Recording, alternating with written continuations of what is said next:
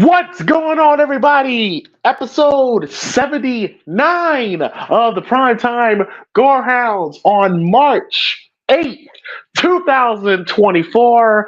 I am Primetime Jane Thomas here with the Gorehounds of Paul Burns, watching The Crow, starring the late Brandon Lee and Ernie Hudson. Ladies and gentlemen, we are live! Yeah. Yes, indeed. Paul, how are you doing on this Friday night? Recovering from a very sore back from having a very extensive back tattoo reworking. James has seen the image here, folks. I spent a whole day working on that, so I'm a little bit sore up on the upper shoulder areas. And the crazy thing about me, I'm going back in for more in 2 weeks. But apart from that, doing good, and I might have another photo trip planned in April. Well, I'll explain more later.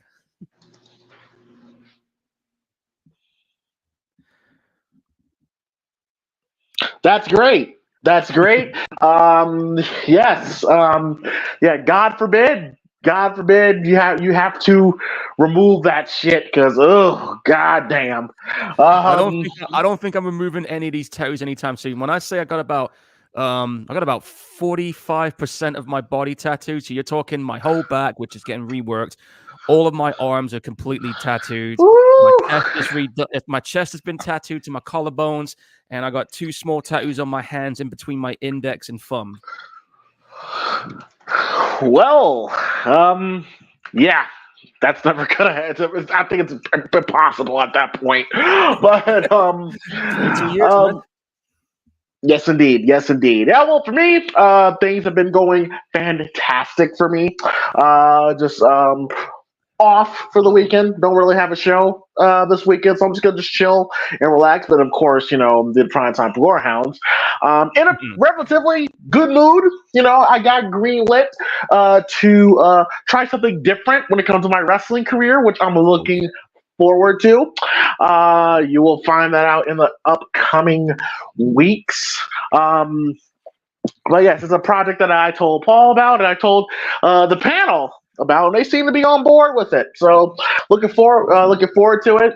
But yes, tonight, episode 79. 79 episodes in.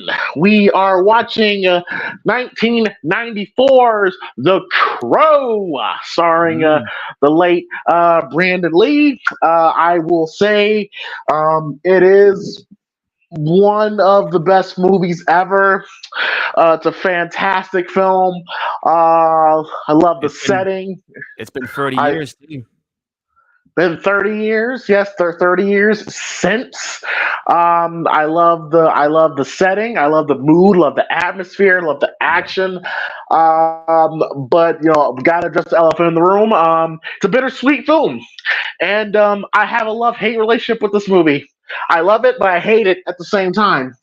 I love it because it is a great movie. I hate it because if this movie's not made, Brandon Lee would still be here, and that's the one thing I hate about this film is that it ultimately took Brandon Lee's life, and God knows where his career would have potentially ended up if he not did this movie.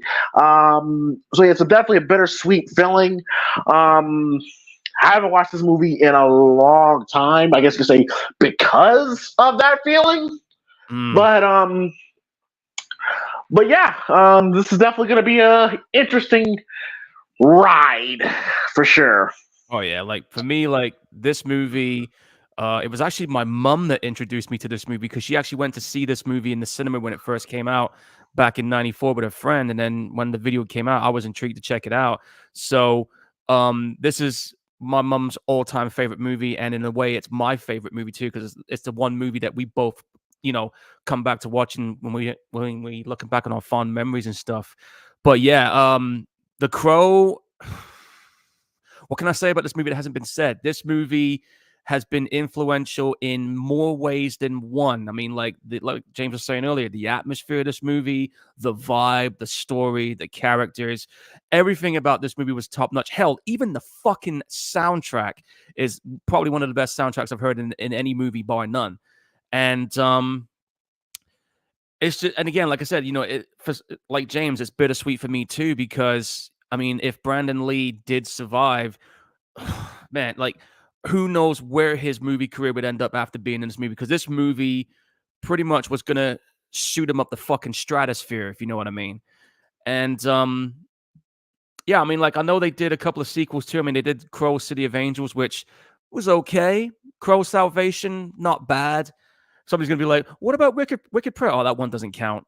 And then, of course, we've got the upcoming remake that's dropping in June, and I'm excited to see that, but I'm also nervous at the same time. I mean, for starters, the current new look, I'm just like, I don't know. But I wanted to watch this one because A, it's been a long time since I've seen it. 2, it's a fucking classic, and it has been 30 years since this movie came out. And figured why not with the new one coming out soon. And plus, hey, Devil's Nights come early for us all tonight.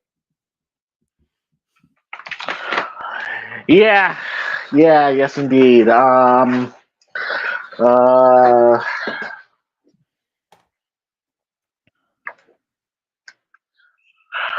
want to beat up the prop guy. That's all I'm going to say. He fucking dropped the ball with that gun. I'll tell you that. I seriously hope not only did that guy get fired, but I hope he has nightmares every fucking night, because it's no excuse for why that situation happened. And of course, you got your conspiracy theories, because there's a lot of speculation and conspiracy about both the Lees dying, because Brandon Lee was the son of Bruce Lee. But all in all, if just break it down to its core foundation, there's absolutely no excuse why there was a real bullet in that gun. Like there's no excuse. I feel bad for the actor who had to use that gun, because he had no idea. This guy pretty much, without knowingly knowing it, killed the dude. Yes.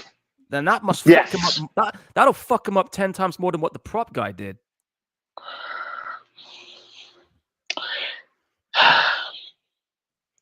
It sucks. But anyway, so let's go ahead and this on Amazon Prime. Paul, you're watching this on DVD? I'm watching this on Blu-ray, and plus in May, I'm waiting for the 30th anniversary 4K edition to drop, because I definitely need to collect that.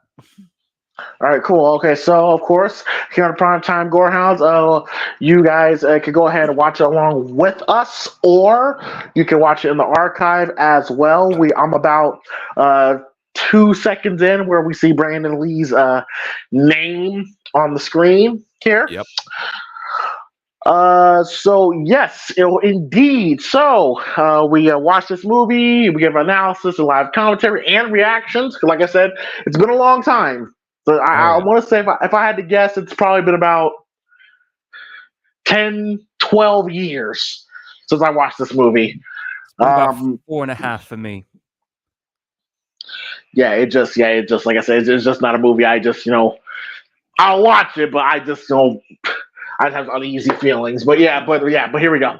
All right, so we go 3, 2, 1, play. When we say play, you press play. Again, 3, 2, 1, play. We say play, you press play. And if you don't press play, your last ride is going to be very explosive. Oh yeah, yeah. Undertaker agrees for sure. All right, so here we go. 3, 2, 1, go. And we are in. And what's up, Logan, in the chat? He says that Crow is one of his favorite movies. Stood the test of time in many ways. I mean, ask Sting.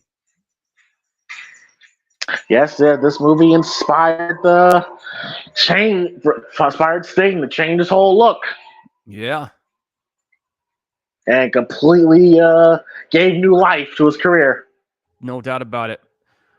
Oh, man. The visual aesthetics. I know it's old, but the visual aesthetics of this movie is still fucking good. Love it. But yes, Brandon Lee, again, son of Bruce Lee, who made his own niche. He had a couple of fun films, Rapid Fire, Showdown in Little Tokyo, which I love. But this was the movie that was his true breakout role.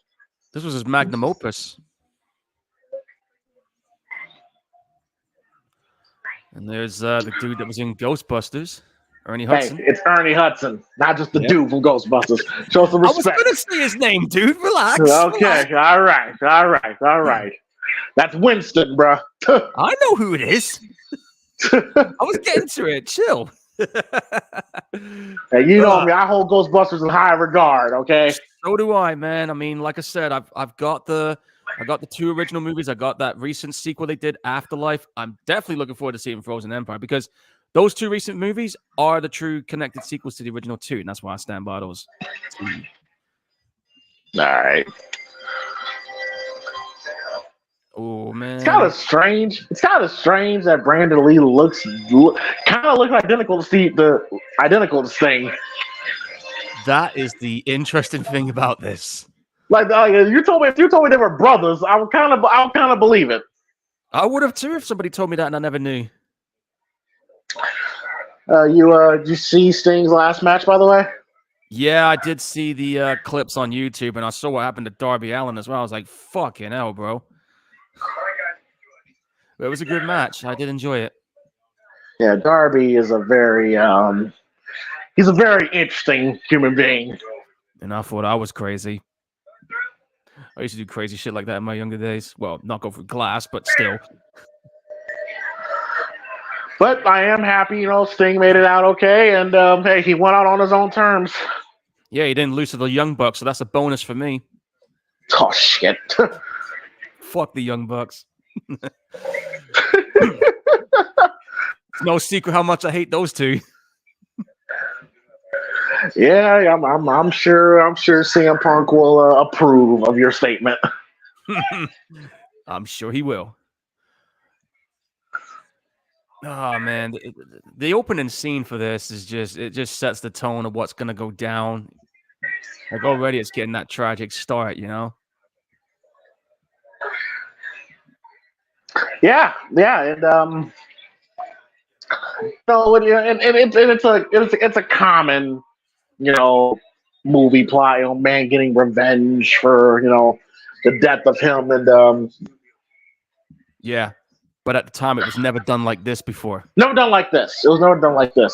Hell, I think this was the first. This is off the comic book, right? Yeah, it's based on a comic book that came out many years ago. Yeah. Yeah, the comic book, and then this was like, I think this was the first rated R comic film. Yes, it was. This is, like I said, this was actually based on a limited comic book series that came out in 1989.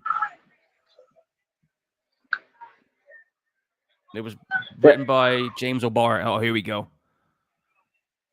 And the Crow doesn't belong to a property, does it? Like, he's not DC or Marvel? No, nothing like that, no. Okay. He's not a Marvel character. He's not DC. Nothing. If I remember correctly, I think the comic was released by IDW and I think maybe Dark Horse. And Dark Horse was the ones that's done all those like alien comics and shit. But yeah, the comic book series itself, it sold about 750,000 copies worldwide. It was one of the best reviewed comic books at the time. And then I guess it was only a matter of time before they ended up turning it into a damn movie. And here we are. Oh, God, I love that fucking music score. That's my favorite music score in this whole film. That one. The score is fantastic. Yeah. It's done by... When a man's heart is full of deceit, it burns up, dies. Oh, no, wrong show. What are we talking about right now? Yeah. Man. And another thing I found interesting as well, we don't know what city this is set in. I think this is Detroit. Oh, okay. Yeah, because Devil's Night is in Detroit. It makes sense. Yeah. Yeah, there's a little girl skateboarding in the rain. Yeah. Oh, I'm ahead. I'm at the bit where Ernie Hudson's in the bar, the fast food joint. You ever had how good you gotta be to skateboard in the rain? I know someone who did. I've just paused it until it's got to the close up of the hot dog vendor dude. Right, I'm gonna hit play. I don't want to jump ahead, you know.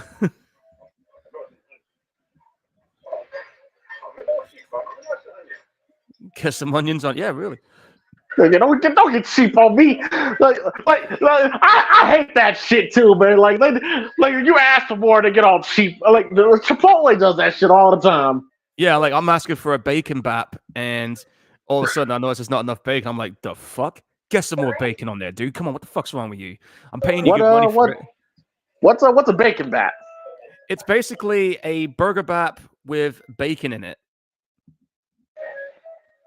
Wait, so Well, again, this is a new thing. Like a burger bap. Like what like is this like that? Pretty much is a burger, right? Yeah, hang on. Let me show you an image. Let me get an image for you. I'll find a good one. So it's got a David Patrick Kelly, yep. OG actor in the game. Always stands out whenever he's in a movie. Pretty much. But also he was the guy in the Warriors. Warriors come out and play. And he's also the guy that got dropped upside down off a cliff in Commando. In Commando, yes. Remember I told you I'd kill you last? I lied. Falling down. There he is. He's up. God, that must be a fucking shock to your system coming back from the dead after a year. I mean, we saw how Jason reacted. He was pissed off. But Jason, have we done Jason Lives? Yes, we did. Okay, I remember thinking how so funny Jason's reaction was. Like when he opened his eyes, he had to look like, what the fuck? Yeah, he's like, you fucking woke me up, you son of a bitch. And then Brandon Lee's reaction, I mean, it's a little bit more dramatic, but it's kind of like, what the fuck is going on? Yeah. I can't imagine being dead and then coming back to life. Oh, my God. That would be a major shock to the system right there. Love the car, by the way. Oh, that's a beautiful car. Oh, and I just posted an image of what a bacon bap looks like in your chat box. It's right there. It's making me hungry looking at it. Yeah, okay. Nice. You ever get a chance to try it, dude? Give it a shot. It tastes nice, especially when you put butter with it. Yeah, got Brandon Lee, Rise from the Dead. Yeah. So look at these fucking maniacs. I'd probably be one of them in that car if I wasn't in college. Boom. Yeah, probably not the ideal situation. Drive in front of a cop like seconds before a building blows up. Yeah, like the fuck are you thinking, bro? Yeah, I wouldn't necessarily do that. But no, like, come on now. Man, I'll tell you, Brandon Lee was in pretty damn good shape here. Well, I mean, he was a martial artist like his dad, so I'm pretty sure he knows how to take care of his body. Oh yeah, no doubt about it.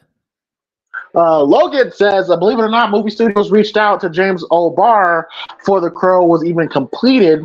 One studio wanted Michael Jackson to play the Crow. I did hear about this, where initially they wanted Michael Jackson. They wanted to make it a musical starring Michael Jackson. And it'd be interesting, I'll say that much. I don't know if it would have worked. It would have changed the whole landscape of the movie. I mean, the concept behind The Crow and Eric Draven fits Michael to a T, but I don't know. But yeah.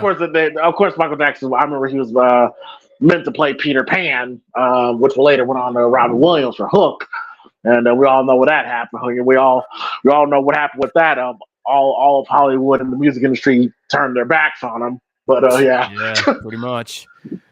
Yeah, Philip's saying about the Crow movie is great. The sequels were mostly well. To be fair, City of Angels was not bad. I did like Salvation. It's Wicked Prayer that I fucking hate. That one sucked. I've never seen any of the sequels. City of Angels is actually kind of like a loose follow up to this one, but it's a different because each sequel has a different person that's had something fucked up happen to them. That's the only way to keep the sequels going, you see. Because the Crow is like it's like a metaphor for bringing someone back that's been wronged. So it's not just focused on one person. Each story had a different arc. But Eric Draven was the original. We see Eric Draven. He's having a flashback. He's living it again. Oh, here's the shit with the yeah. Here we go. This sucks. I'm surprised they kept this in there. Here we go. That's the one that did it, the 357 Magnum one.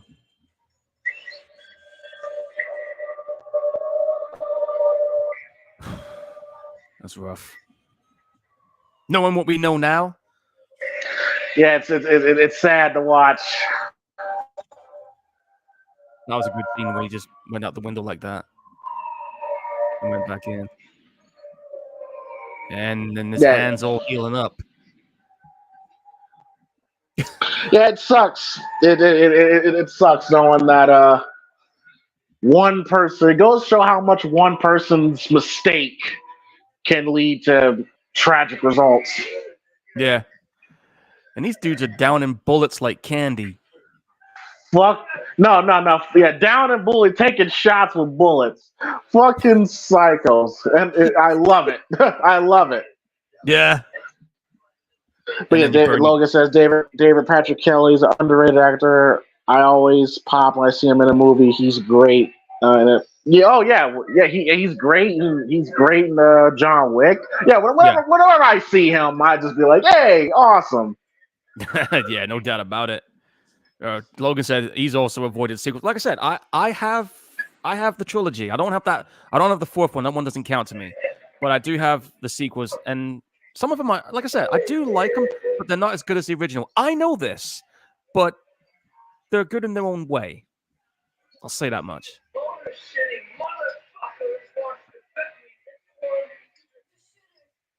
Fire it up! Fire it up! Fire it up! Hey, everybody, sit your ass down before y'all get kicked out. I'll turn around and be gonna like, you want to sit down now, bitch? Oh, here we go. The transformation is about to start. There's that mask. See, even a face mask like that would be all right, even if it's just blank without the paint. You know? That's like a good carnival mask for something like that, you know? That's actually giving me an idea now for my next costume. Let's go.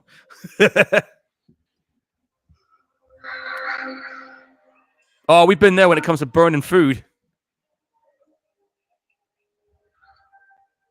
Oh, hang on. Well, you ahead? I'm not even there yet. Wait, hang on. What the fuck? Okay, now I'm there with the burning food. He's like restaurant. Yeah. Oh, I'm a second ahead. You can never seem to quite nail it.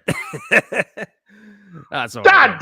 Yo, that is crazy. Brandon Lee. Look up Stain from 1997 and Brandon Lee. Bro, like they could be brothers. They look alike. I'm gonna fucking say it, man. That's a punch. Hey, by the way, shout out to Scott Hall, by the way, for suggesting the idea to turn Sting into the Crow. Did he punch the mirror? Watching him smashing his girl. I'll wait for him to punch the mirror. Hold on. And then, just punched it. All right, 1, 2, 3, 4, 5. Right. And I fucking love this song that's playing right now. I love this song. It's a great song. Yeah, Burn by The Cure.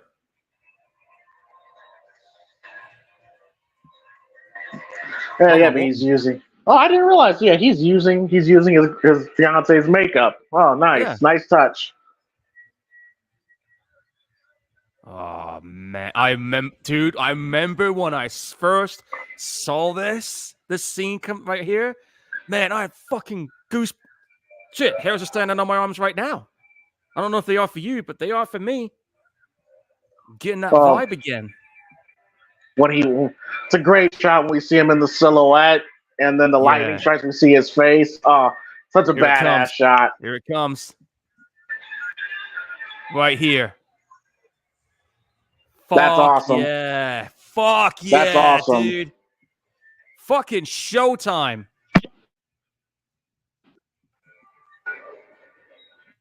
Oh, how the hell's That's a a great remake? shot.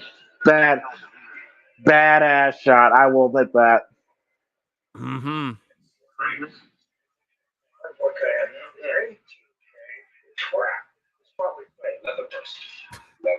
I think this actor passed away too. He was always a good character actor, Gideon.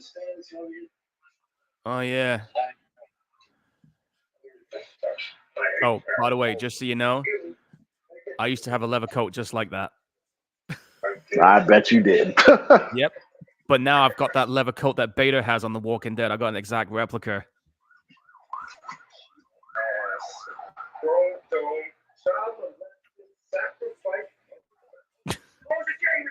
Oh, I'll close it up real good for you, massa.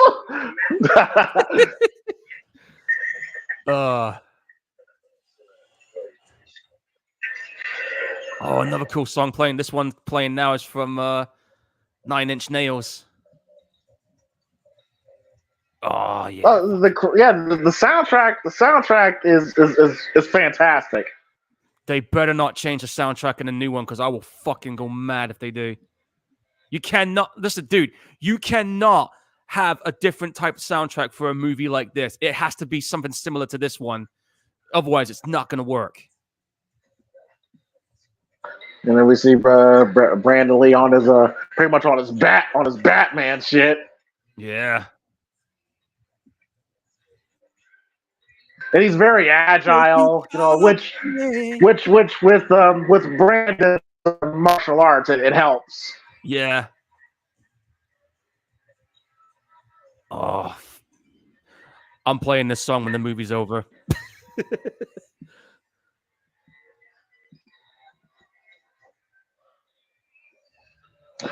Then we're about to see the DCs. Yep. Yeah. Now we're about to get Booker T versus Sting. Before it actually happened, yeah.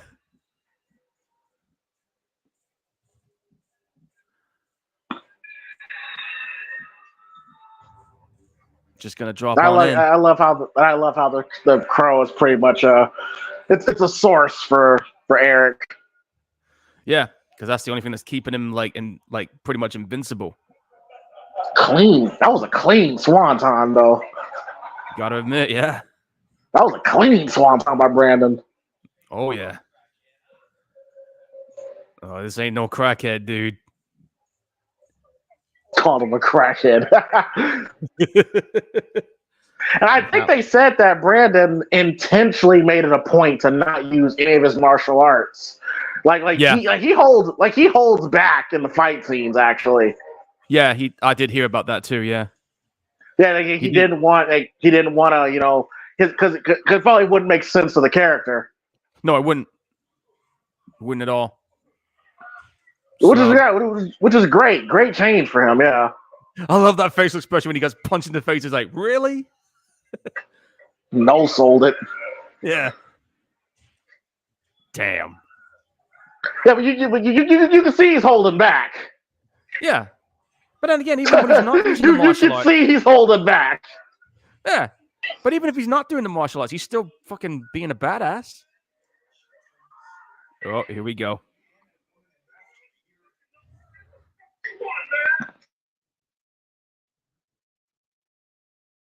Tell him a story.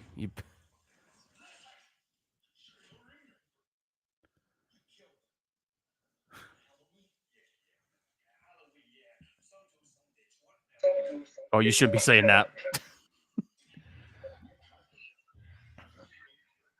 Yeah, he did all that. And she loved it. Dude. You see, you need great heels, man. Oh, and this guy's playing it pretty good too. Murder, man, murder. Let me tell you something about murder. It's fun. It's easy. And you're gonna learn all about it. Great dialogue from everybody. It's like I said, this movie's a classic, dude. They never miss. We never miss. Well, they did now. So try harder. Try again. Oh, shit. He caught that. And like he says here, Great line. victims aren't we all? Victims aren't we all? That's a great line. Great line. Yeah. Again, this sound, as you know, man, this is the kind of music I'm diving into all the time. Oh, this was 94? Yeah, this music was definitely the music of that time. Oh yeah. That grunge sound, yeah. Yeah, grunge, and then at the time we had like early day industrial metal because in 1994, because you heard Nine Inch Nails on here earlier doing that song. They just released their second album at the time called The Downward Spiral, which is arguably one of the best albums that Nine Inch Nails has ever done. And at the time, you also had like, what was the other bands that came out during this time? You had Type O Negative. They just released Bloody Kisses a year ago, which was the first gothic metal band that got gold on the record sales. And there's a Candyman. For the longest time, I did not realize that was Tony Todd. I could tell by the voice. And then you got Top. So I'm like, oh, this is 1994. So this was right after Candyman. Yeah, about 2 years later. That 2 years, yeah. Yeah, and then about a year before the sequel. Where have I seen that? Michael. That's a sexy ass Bai Ling.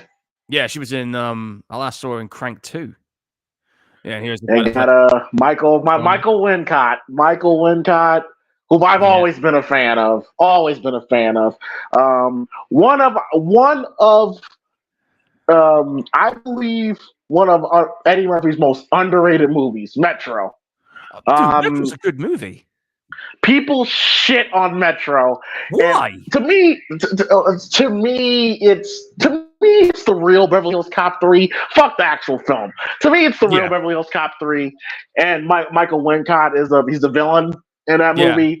And he's great. He's always great. And everything I've seen him, and he's always great. No doubt about it. And you know, a long time ago, my hair was as long as that. It ain't now. It's still long, but not like that. I used to have a one of them snow domes similar to that, believe it or not. Nothing's for sure. It's showtime, folks! Yeah, Sting, indeed it is. Meanwhile, back at the abandoned house. Oh, wait. Yeah, I've had that happen a few times. I've seen a few skateboarders having that happen to them. Hey, get the fuck off the road. Fuck off. I'm skating here. Yeah, I've been there. I remember an old girl. The last girl wandering in the streets at night. Yeah. I remember we used to have a bar similar to that in my town. I think it was the Cooperage.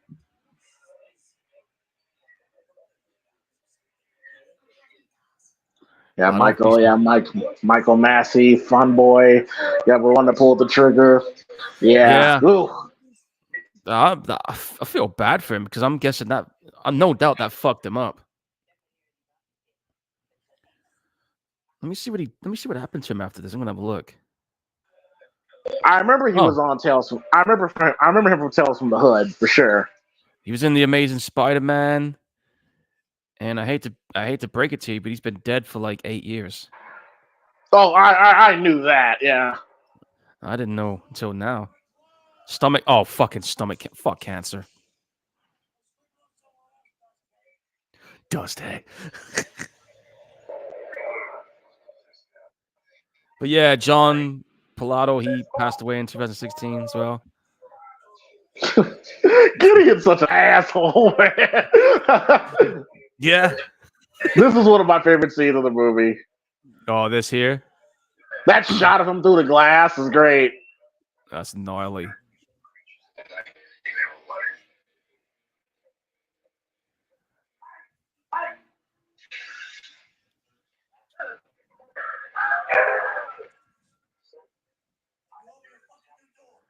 I don't think he owes you shit, dude.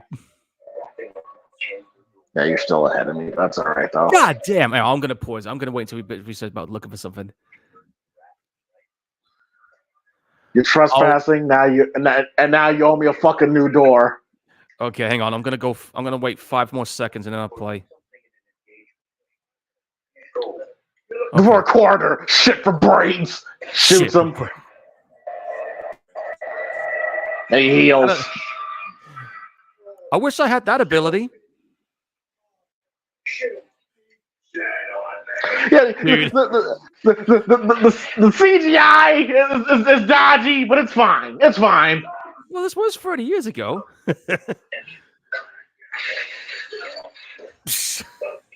I like the look on his face when he looks up after that gunshot, you know, and poor hand. So that's badass. Covers his mouth to stop him from screaming. Badass. Yep.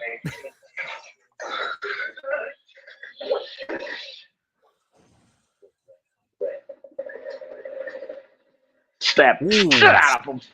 Stabbed him in alphabetical order. How else would I explain that?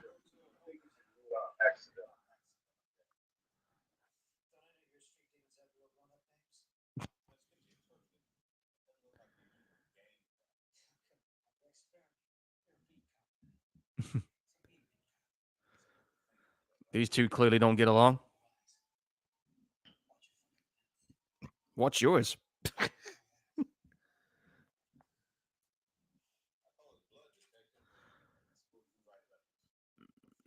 Oh yeah, another thing, he always has that like calling card. He leaves that crow mark. Yeah. Oh god, I don't miss any of those TVs that's on that shelf. And yes, folks, if anybody's wondering what those other boxes were, they were VCRs. Yes, videotapes back in the day, kiddies. Yeah, and they actually cut a lot out from this film too. Yeah, they did. I heard there was a scene that had Michael Berryman in it. Yeah, like there was a lot of shit they filmed for this one that didn't make it. Yeah, from what I understand, there are 2 versions of this film, 2 different print works available. There's one that's 122 minutes, and then there's the one that we're watching right now. I heard a rumor that this 30th anniversary Blu-ray 4K edition that's coming might have that 122-minute version. And if that's true, I want to see what those new scenes are.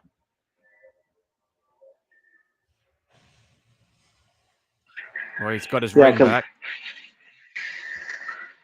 Yeah, because I believe when he passed, like 90% of the film was already finished when he died. Yeah. So it wasn't like they had to delay the movie. Like the film was pretty much done. Yeah, pretty much.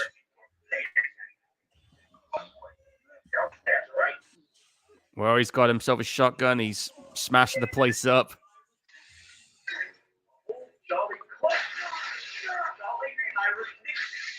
How the hell did I get ahead again? Jesus. A life that you helped destroy. Damn.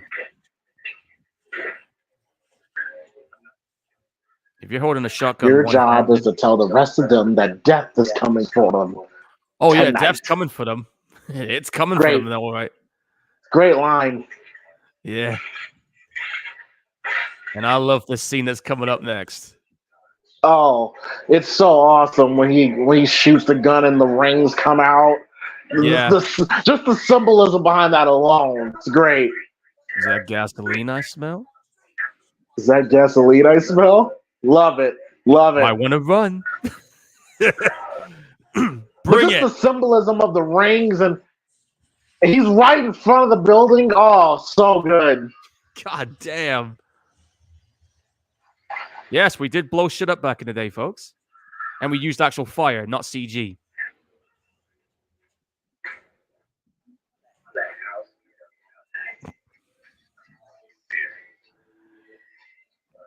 Yeah, that was such a cool, badass scene right there. I gotta admit.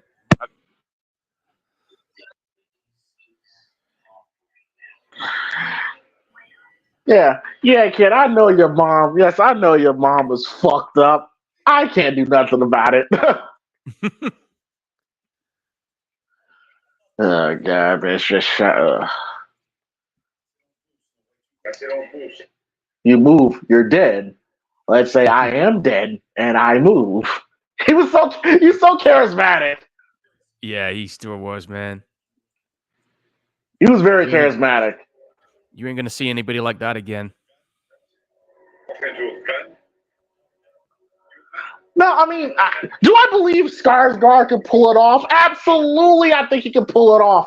I mean, like, I don't like the movie personally, because I call it shit, but he's fine. It's just everything around him, how the narrative is gonna be. That's what I'm concerned with. I'm worried. Well, for starters, I'm not too fond of the current look that he has on this new Crow movie. The look, no, it's not a good look. No. And I'm concerned about the soundtrack. But listen, I want this new movie to be good. I mean, is it going to top the original? Fuck no. But I want it to be a decent, worthy successor to this one, at least, you know? I love it. They're all dead. They just don't know it yet. Oh, yeah. I love it. I know that feeling. Yeah, that happens, man. I know the feeling. Losing somebody in the open like that, it happens.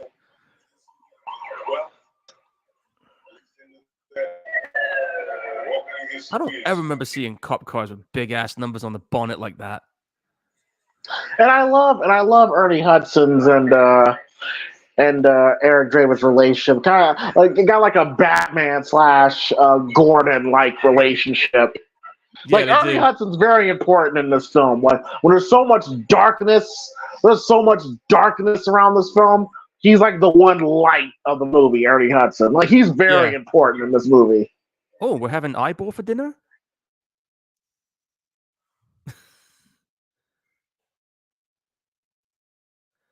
We're having eyeball for dinner with a bit of coca. Cool.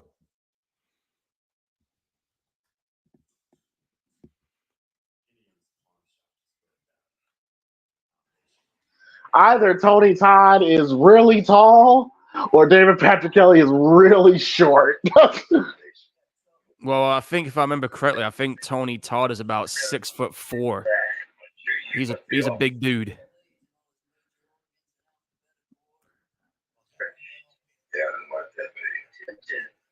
Somebody stuck his blades in all his major organs in alphabetical order. Wait, did somebody say piss? Your pussy! Hey, bring the camera, son. Bring the camera. All the young girls who want to make life with pussy, your pussy will perish with you in hell. May your pussy perish with you. May your smooth pussy, linear pussy, and tight pussy perish. But man, look, I need an excuse. Okay, I need an excuse. Hey, he said perish. he said perish. So I'm like, damn, that's my trigger word. Well, it's either that or they got a gun, you know. But you know. No, that'd be too easy. Yeah, it would be. And we're escaping. Hey, shit, that was close. And I love these character moments with him too. Yeah, because he's having flashbacks of his old life. Yeah. Couldn't have stopped. There's that music score I like again. It's that one score, that Reign Forever one. Love it.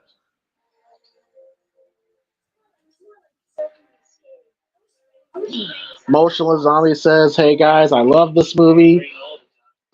I love this movie so much. Screw Pennywise Crow. Damn. I read a possible testing synopsis. I read it, and what I read is true. Then Wicked Prayer will no longer be the worst one." I hope it's not true. Dude, I pre-booked a ticket to go see this movie. All right, well, like I said, Motionless Zombie, I'm gonna wait until this movie comes out. I'll watch it. I'll drop my thoughts on it. Well, me and James will probably end up watching it when it ends up on TV or Blu-ray. But I'm gonna wait until it comes out, man. If that shit about Reddit's true, then I'm gonna have a Halloween Ends moment right here. I just read the name on that woman's badge. It says Coppersmith.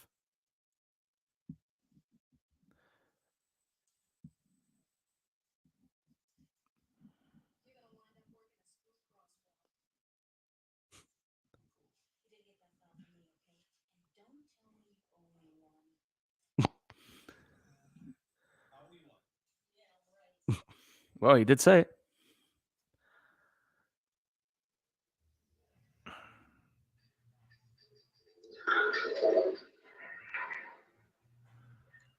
Again, But definitely one of the most entertaining. Definitely one of the most no, this whole movie's entertaining, but this scene is so entertaining. yeah. Now, when Brandon Lee asked Michael to like take the shot from boy, you got me dead bang. There's a part of me that goes, oh no. Can't be saying that. Yeah, and especially now knowing what happens, like, oh shit. Yeah. Imagine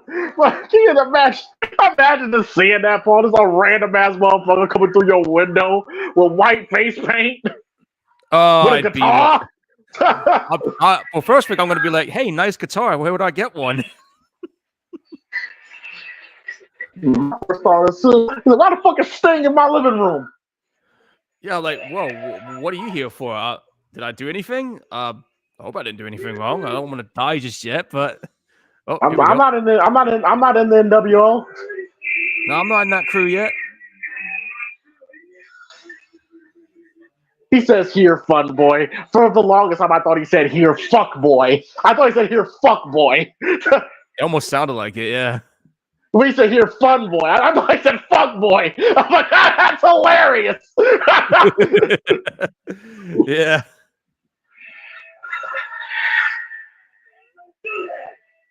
And we kind of see Eric Draven, Brandon Lee, pretty much kind of have Joker tendencies here. Oh, clearly there's Joker tendencies in this. And he's set up a chair in front of him. To take your shot, fun boy. You got me dead bang. Ah, you don't want to do that. Seriously fucked up. Says the guy who's fucked up. Yeah. He shoots him in the hand. Ooh. There you go. He's taking the His piss for the reaction's way he's great. reacted. I love it.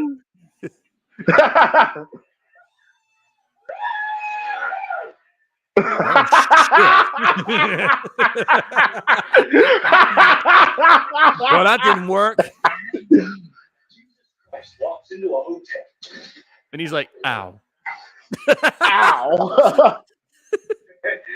His hand's keeping 3 nails in his ass. Can you put me up for the night? You got kneecaps. No, that's just dark humor. Oh yeah, you can't go wrong with a bit of dark humor in a movie like this. Fits the tone of this movie. Exactly. And he's not done with him yet.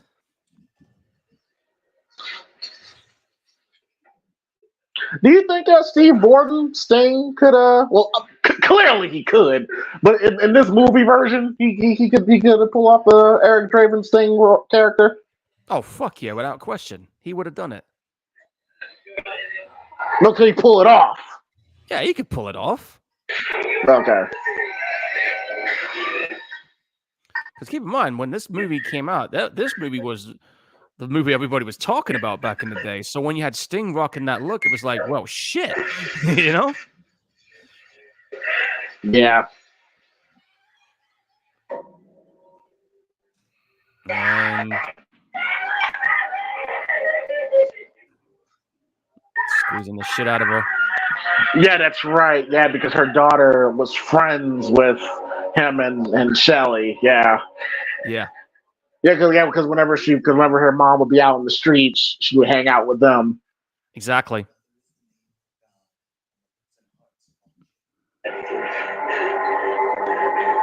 Squeezing that damn shit out of her.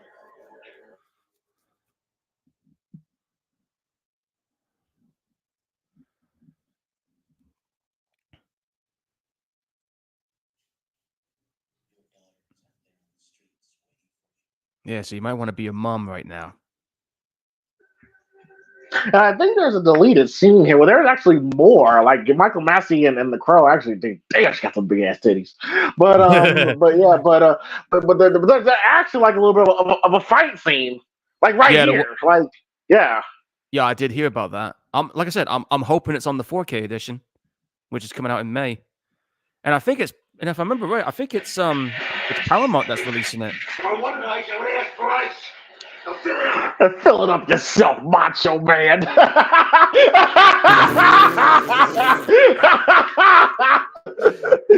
I'm smashing that shot glass over his face for saying that.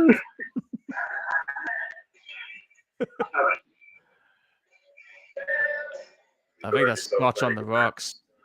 You think you bring yourself playing with matches, man? Fuck off. That's kind of how I'd be. It's like, hey, you all right now? Fuck off. I got my friend a glass of blood.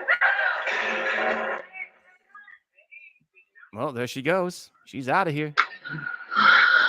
This is a great cast.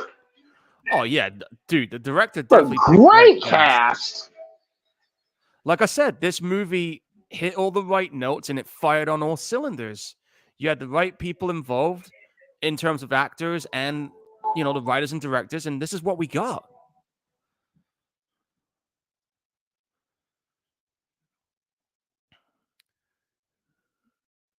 Oh, he's got one of them machine pistols. Remember that on Maniac Cop 2? Same gun. Yep. Yep, he's gone. Ah, that's awesome.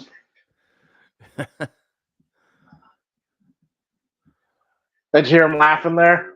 Yeah, I did. That dude was shooting up on that stuff. How many people do you know that's a cop that still wears a cop hat even in the shorts and pants? I remember. I love this scene. I love this scene between Ernie Hudson and Brandon Lee. Like, damn, you scared the shit out of me. Boo.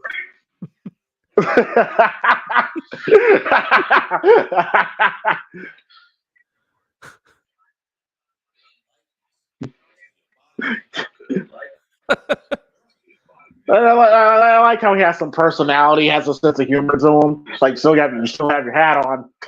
Yeah. Human moments. He said, like are you a ghost? Boo! Like, I love it.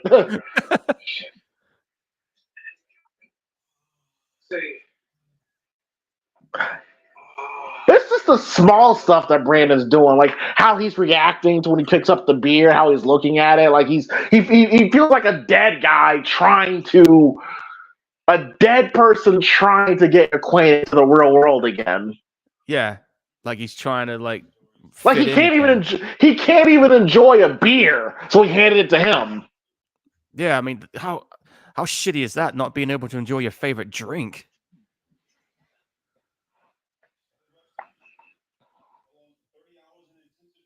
30 hours, Jesus.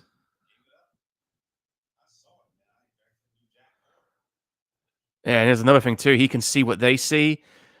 This is not going to sit well with him. Bang, there you go.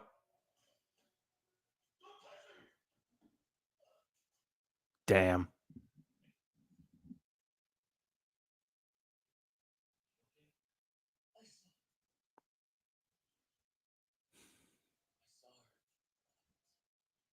Mm-hmm.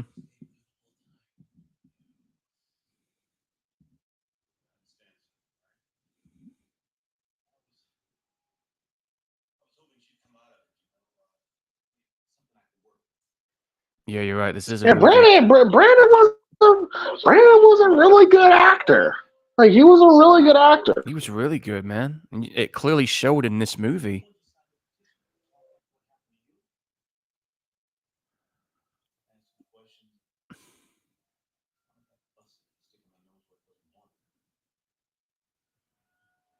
Like I said, just everything about this movie, like right down to the character moments, is just so damn good. I don't see a lot of movies doing stuff like this these days. You know, taking the time to do things like this.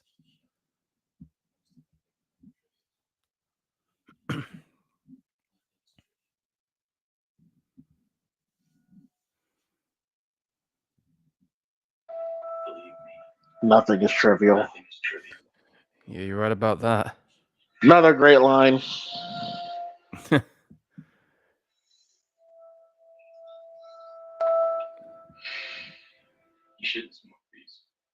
Yeah, he's right about that. He is absolutely right about that. Again, the humor.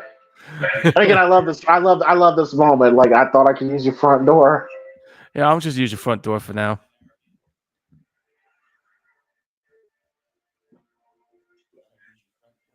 See, he just wants to have a human moment just like that. Even something as simple as that. Just that one little human moment. Just using the front door. Yeah. Yeah, I love that scene. I love that scene because we get to see him be a human, you know, for just for a little bit. Exactly. And the other thing I think is also he realizes also is like once he's done his job, that's it. He's got to go back in the ground again. I mean that's the deal, right? When the crow brings you back, he's only bringing you back to do the job, and then that's it. You got to go back. God, Bai Ling is sexy as hell. Damn. Jesus, man, she's fucking smoking hot.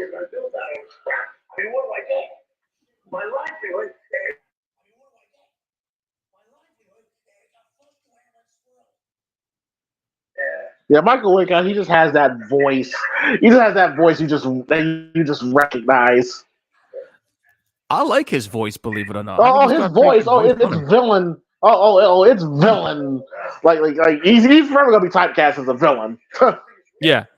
He was also in I don't know if you knew this, but he was also in that remake of that video game Syndicate that came out about 10 years ago.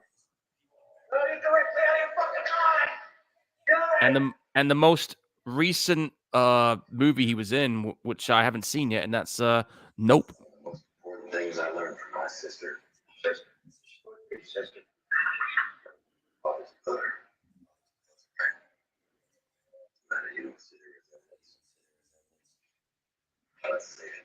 Oh boy. I will admit though, he has a very nice collection of swords.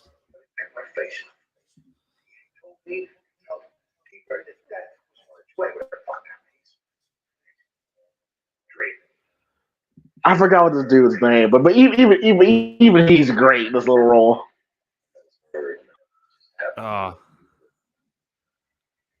It's John something. John something. He was the villain in Blank Man. Oh yeah, John Pilato. That's the guy who Gideon. John Pilato, yes. But he's talking a lot of shit with a sword at his throat. Like, bro, Yeah, I know, right? you had this coming. Like, you had this. Gideon had this coming, bro. Speaking of which, He had it coming. You know, like, you just Ooh. don't talk like, yep, yep. For fuck's sake, just die, will you? Well, just die, will ya? A little hard to die when you got a sword ran right through your throat. God, she's fucking hot. I know, right? She hasn't even spoken a word. I think. Oh, she's spoken earlier in the film, but I didn't. Well, I wasn't paying attention to her talking. I was just looking at her. oh, nice kitty there. Yeah, there's that Eric Draven doing his guitar riff because he used to be a musician. Yep, he's jamming that guitar, man. Even the Crow's checking it out. He's like, yeah, that's not too bad. My God, this is a dirty ass city. Yep. A dirty ass city. Jesus. I thought mine was. But it feels like a comic book. Like it's filmed and shot like a comic book. That's the whole point. When you look at some of the images, like that bit there where you see him on that roof with the guitar, that's straight from the pages, if I'm correct. Yeah, I said this girl here, Sarah. Even the girl here, Sarah feels that she's not crazy about Bill Skarsgård's look. No. Again, like I said, listen, the look is I'm not very fond of. I just want this movie to be good. That's it. But again, I'm not going to do what most people do, where they've just literally seen how he looked and just said, fuck this, you know. I want to at least see a trailer or watch the movie in full, and then I'll pass judgment on it. Tintin's a dick.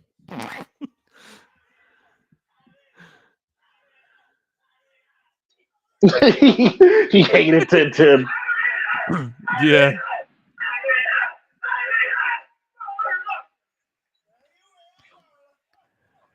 Dude, you can't be doing that to a fucking pay meter. Fuck. It's a horny fucker, isn't he? Smokes and road beers. Be quick. Come on. That is a badass car. Dude, just the engine head on that alone.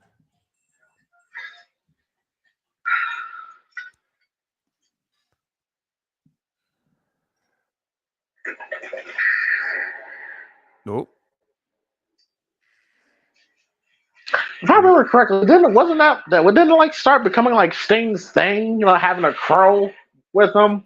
He did have one at one point. I remember seeing correctly. Remember he was up on the rafters and he had one with him, or was it a vulture?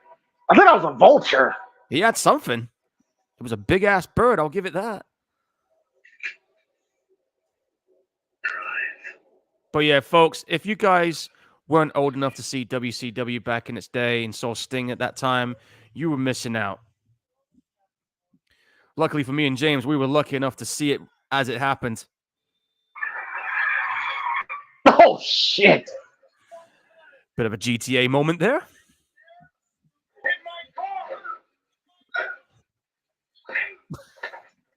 That is exactly what I do in Grand Theft Auto when I get hit by somebody's car in the game. I'm like, fuck you.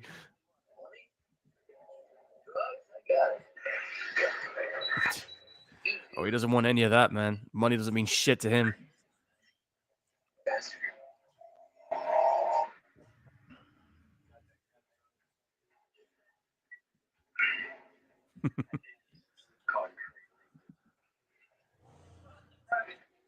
What the crap? What the crap?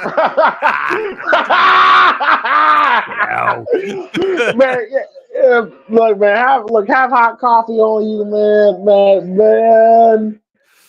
Yeah, man. Spilled on you, especially if it spills on your nuts. It's never a good thing.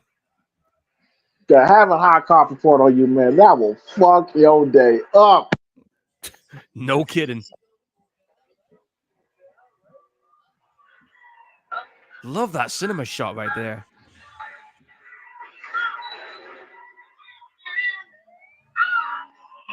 Yeah, it feels like Gotham. It feels like Gotham City, but it's not. Yeah. I think that was the vibe they were trying to go with this city. Oh, clearly the vibe. Clearly, we're Yeah, 'cause going with the Batman Returns vibe. And just so you know, those two Tim Burton movies, especially Batman Returns, I absolutely love. Oh yeah, and then they said that like Batman Returns was like one before these Dark Knight films was like the most darkest Batman.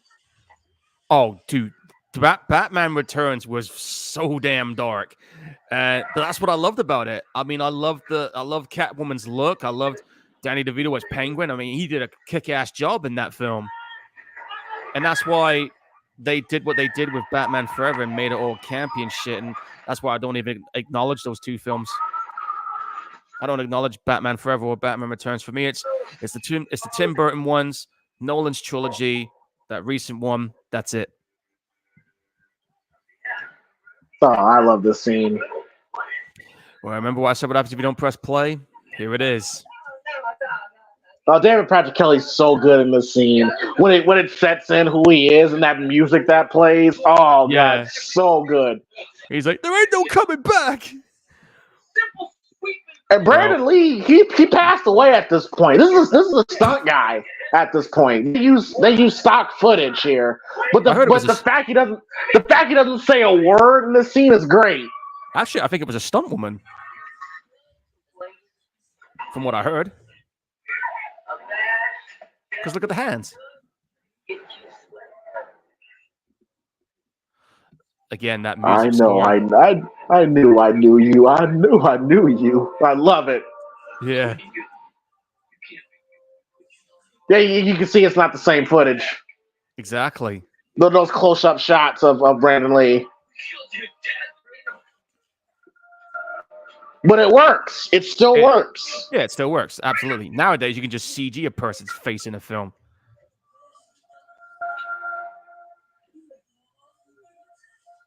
Dude, I just love that music score in here with this scene.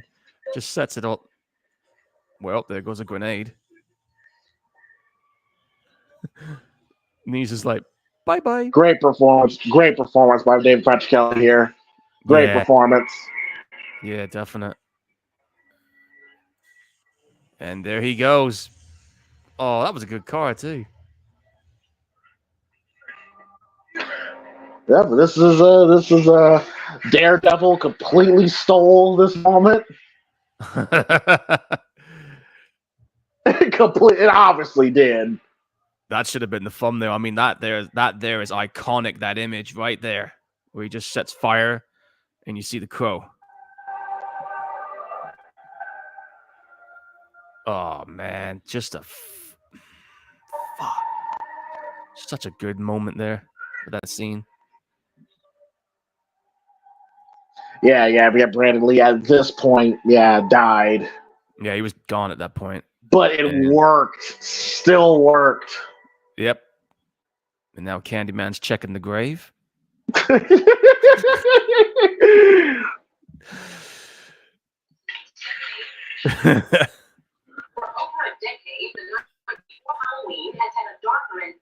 Man.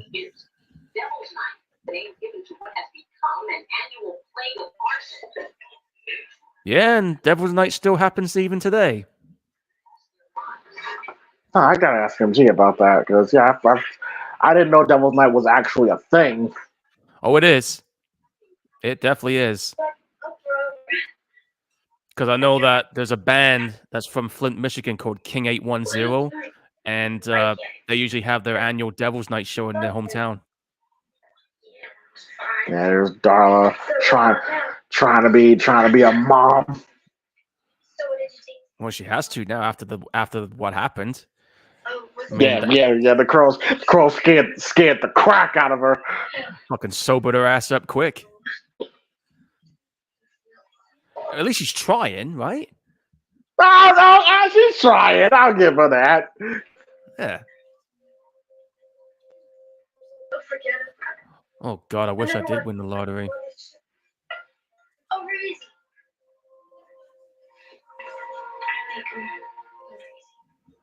There you go.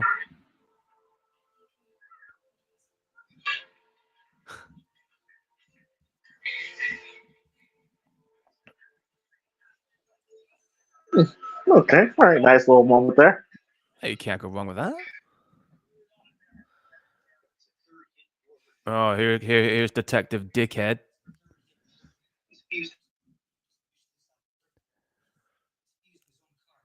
Oh shit! Holy shit! Fused to his own car. Good luck burying that.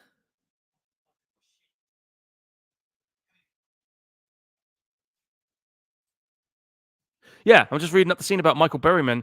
He was the skull cam cowboy who was Eric's spirit guide, but they took his scenes out.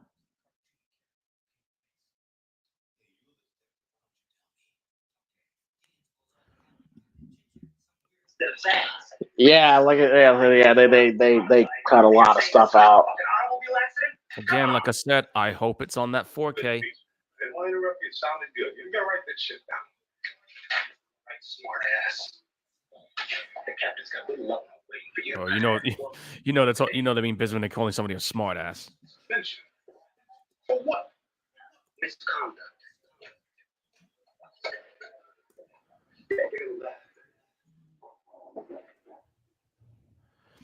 I'm just looking up the information on that Don't 30th be a anniversary. dick. 4K. You're gonna be an asshole to me, man. Listen, you could take man. You could take this job and shove it up your ass. I'd be the same way if somebody was saying shit like that to me. Dude, I'm looking at the box for this 30th anniversary 4K. Dude, it looks nice. Hey, I'm gonna show you the image. That is a nice looking box. He's burning all the photos. Literally burning all the memories away. You know, like they were never there. Isn't it?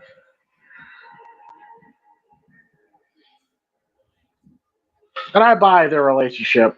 You know, they really did a good job at showing their relationship and buying into it. Yeah. Like, how are you gonna top this?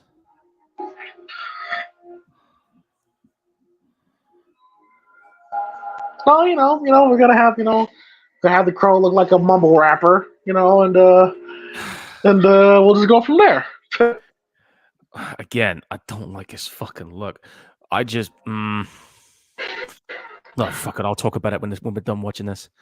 You might as well put XX or Takashi 6ix9ine as a crow, and then there'll be no difference. Dude, he looks like the Suicide Squad version of the Joker. There you go.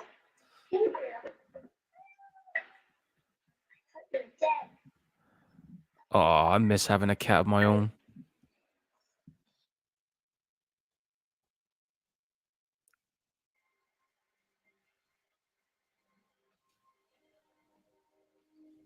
Yeah, Again, go ahead. I'm sorry. if I remember right, I think this scene here, this wasn't Brandon Lee in this scene. This was somebody else, I think. Because when you look at the body, it doesn't quite match up with Brandon Lee's. Maybe I'm wrong. Well, again, like I said, but when he died, like most of the movie was done. Yeah, I think they said that they need like 8 more days to film the rest of the movie. Yeah, pretty much. They didn't resume filming again until I think it was about a month or two after. Yeah, because I think the director asked his mom and his fiance at the time for permission to finish the film, and they gave him the okay. Well, yeah, because I mean, they felt that his final performance deserved to have been seen. Right. It was a right move, for better or worse. It was a right move. Yeah, they didn't they didn't Dana Hard it. Nah. Oh, such a touching moment there, man.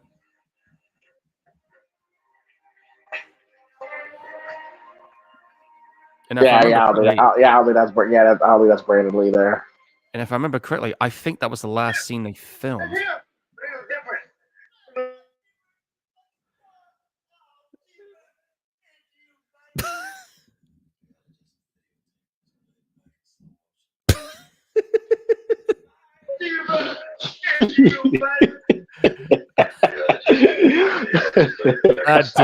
That dude is wasted.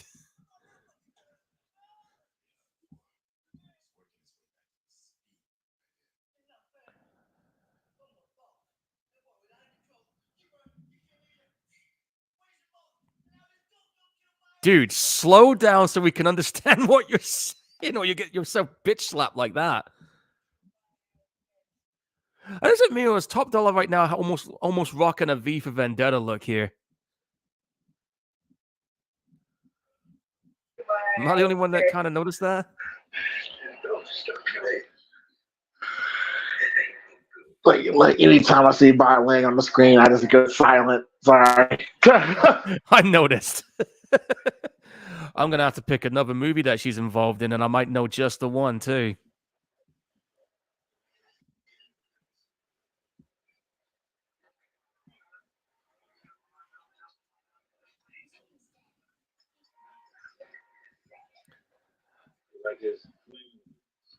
Oh, poor little kitty cat.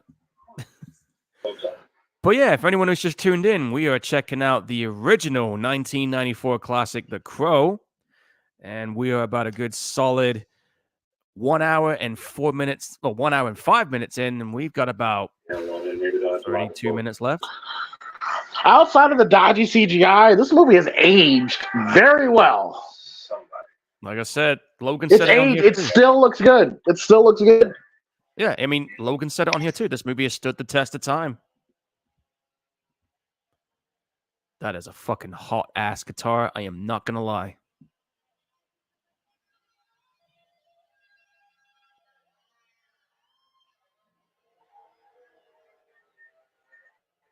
Didn't have to smash it though. Come on, bro. Man. Don't he toss it? Don't he toss it too? Yeah, he did. Man, look, I understand you mad, but you can't just toss a guitar. You ever know how you kill someone? You ever know how heavy a guitar is? Yeah, I know. I've had one hit me in the head once. Can you imagine? It literally drops on by somebody's feet. Hey, you fucking threw that!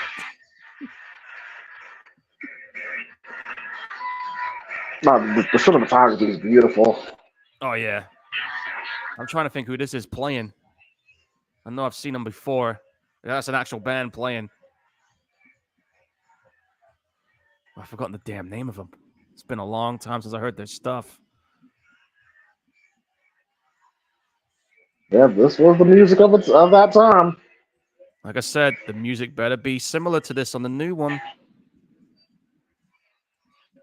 Because I'm not accepting anything else. I'll tell you that now. And neither is my mum. She'll be pissed off.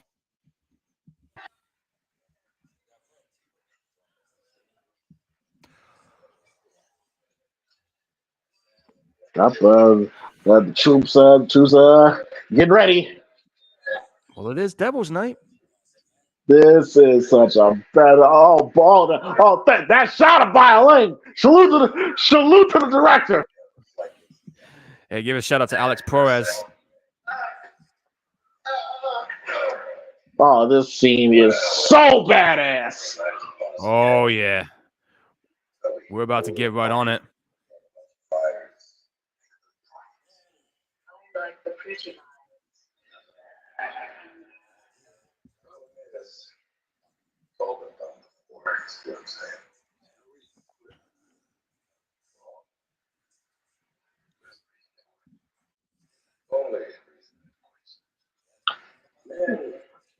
Man, that one Asian dude, he's in every action movie of the 90s, man.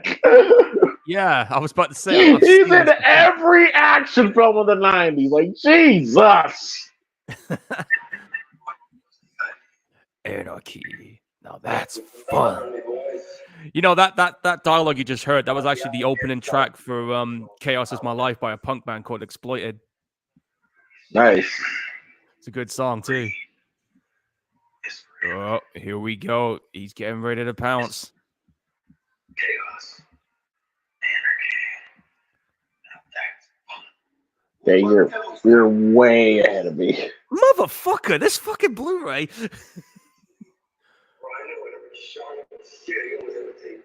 I'm just gonna listen and I'm gonna. Oh, that's a great shot of Brandon right there. Yeah. I'm gonna give it a couple more seconds before I hit play.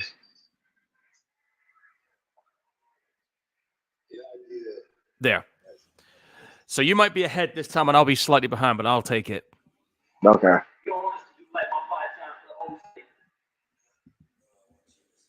I want you to sing the fire so goddamn big that God's will notice this again. That's what I'm saying. Oh, shout out to Motionless Zombie. The band that was playing was Thrill Kill Cult. Cheers.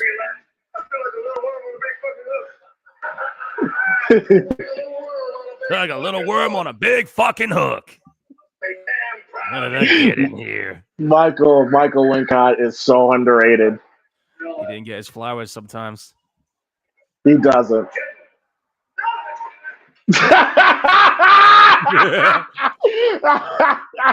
Skate has lost it, man. He's gone. This motherfucker just walked in and did the CM Punk sit on the table. Hey, why not? I just want him. I just want him.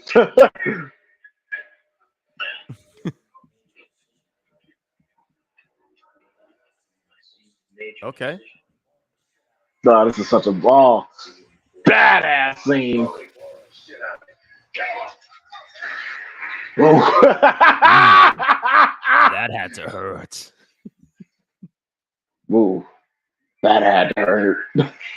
Oh, I'm not surprised. You just shot a whole fucking load of them on him. And Brandon just goes nuts. This scene is fucking brilliant. Whoa, shit! Let the violence begin. Now it is fucking showtime.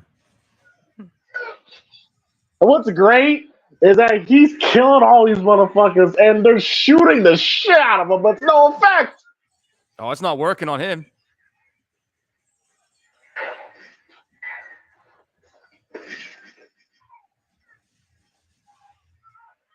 This. I think. I think after this, there was rumors that Brandon was in contention to play Neo for the Matrix. Yeah, I did hear that. That was true. And it's not hard to see why he was a contender for it. That's gonna be it's gonna be Brandon. Then Will Smith turned down the role, and then the role of a lifetime was given to Keanu Reeves. And then the rest is history. Yeah. Doing a bit of martial arts there. Oh yeah, he shows flashes of it in the movie, but he holds back. Yeah, I think you see a bit of it when he pulls out the samurai sword here. Oh, absolutely, yeah.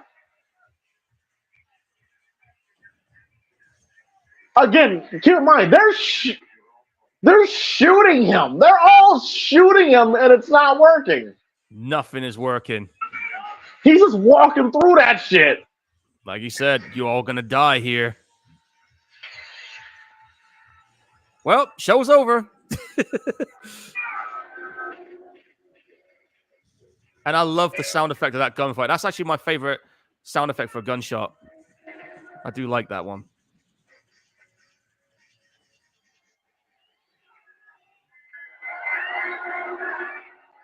Dude, look at the bullet holes in his jacket.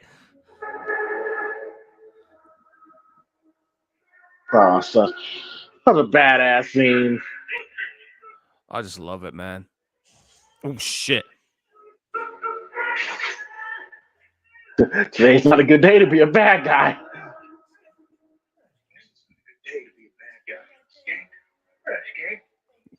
Stay dead. Dang, dead. That's right.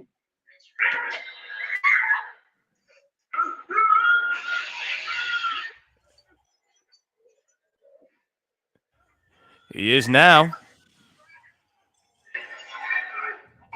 Ooh. He's like, what the fuck? I like this bit when he runs off. It's like, see ya. Hey, I guess you're armed. Yes, let's start shooting at him. Yeah, I'm assuming you're armed. Yes, let's shoot him. Yeah, shoot now, ask questions later. Jeez. Wait, see, like right there when he fell, like, oh, yeah, the CGI. Ooh. Yeah, pretty much. Yeah, that didn't age well. No. But like I said, CGI back then was in its infancy. I mean, the biggest example of CGI back then was Terminator 2.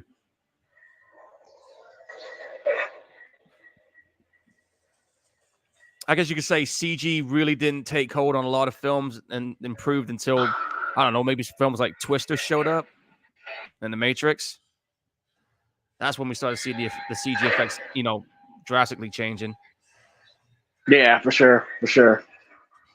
Yeah, that'll wake you up. Have someone drop in on your homemade shack like that? He's got a gun! Oh, for fuck's sake. I told you, you gotta be on your toes, man. Called me out. Yeah, I know. Yeah. Any moment. Fuck. God damn. Damn, a lot of blood on that seat. Good luck cleaning that up.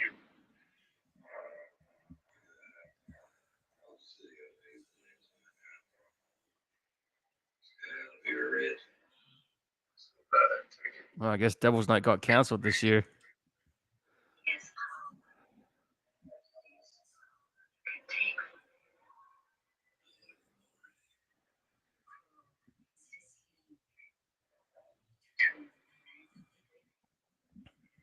I'm sorry. I'm sorry, y'all. She's figured it out. She's figured it out.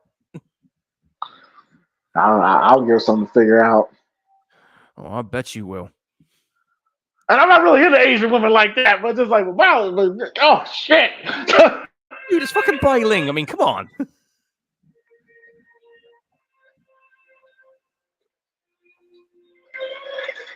Well, yeah, that leather jacket's pretty much fucked now with all the bullet holes.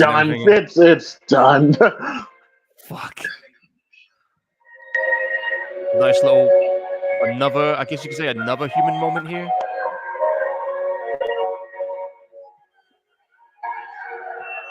But you could tell all the gunshots are starting to like take its toll on him a little bit. Yeah. Yeah. It's a great moment, yeah. Shelley Webster. Yeah, they weren't even married and got their graves together. That's love right there. Oh, dude, they definitely loved each other in the characters in these films. The two main ones.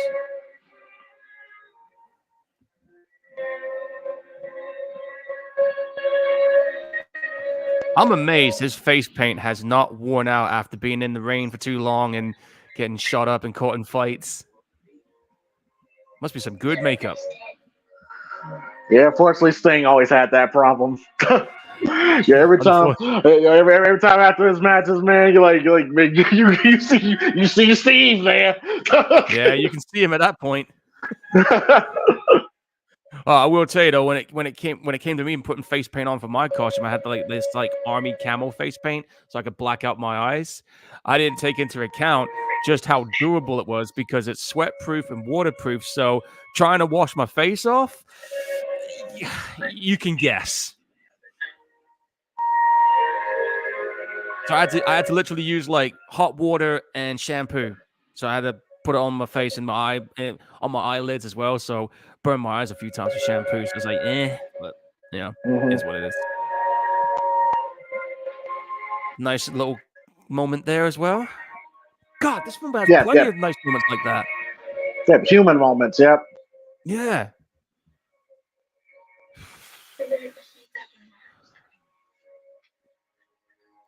Again, I don't know how the hell this remake's going to come close to this. Again, I just gotta see a trailer. Like I said, I'll wait for the trailer, but I do plan on seeing this in the cinema. I need to see. A trailer should be coming out soon. Like, what, the movie comes out what in June? It's coming out on the 7th of June. I got a funny feeling it'll be released around the time they release the 4K Blu-ray, which is coming out in May. So probably either the end of this month or sometime in April.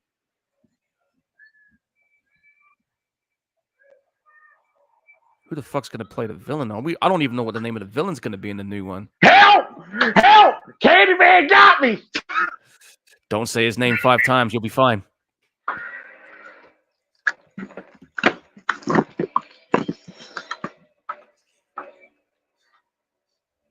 You stole the you asshole.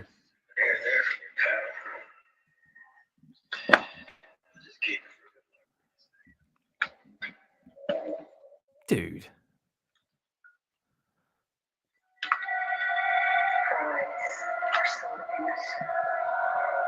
She has a thing for eyes, don't she? She's fucking weird but sexy at the same time. I'll take it. I'm sorry. Okay, like Violet is a great looking woman. All right. Yeah. Oh, and he knows. Yeah, the crow. This shot. That shot him coming into the church is so badass. That was a movie poster when he's walking through that door. That was a poster. Yep. Yeah.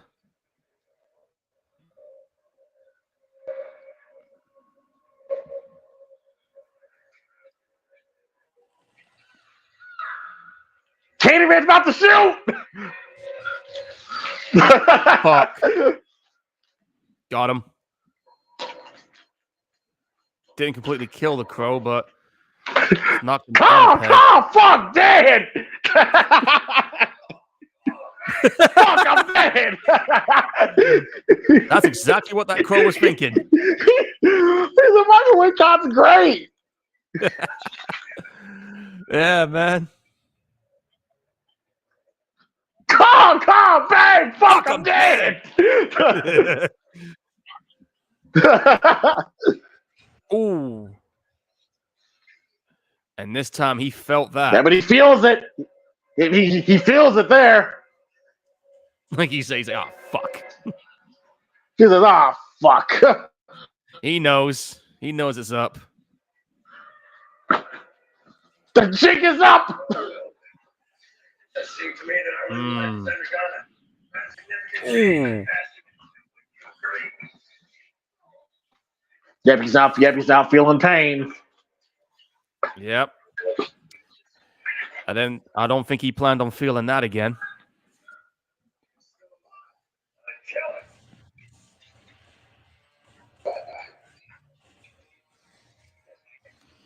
Oh, Winston Candyman! Yep. Hey, this is what he does. He fights ghosts, not teaming with ghosts. Yeah, why not? I'm actually happy they got him back in the recent 2 Ghostbusters movies as well, that Ernie Hudson.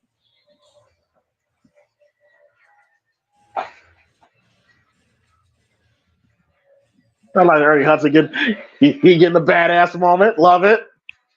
Hey, why not? Oh, got him! Got Candyman! Candyman's out of here.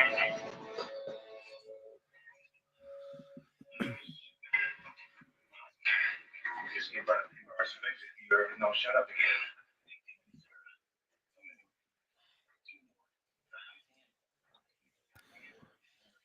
Not working.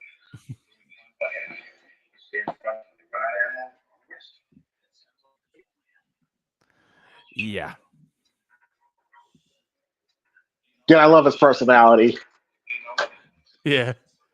I thought you was immortal. Yeah, I was, but not anymore. Yeah, not anymore now. That's gone.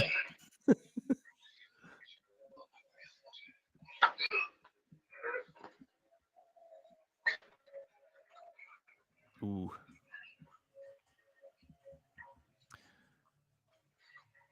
I love the church setting. It's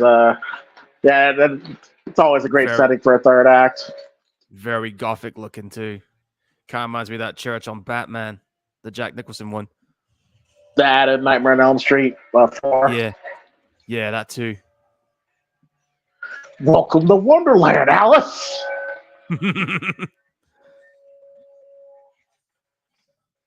Oh yeah, you messed up all right.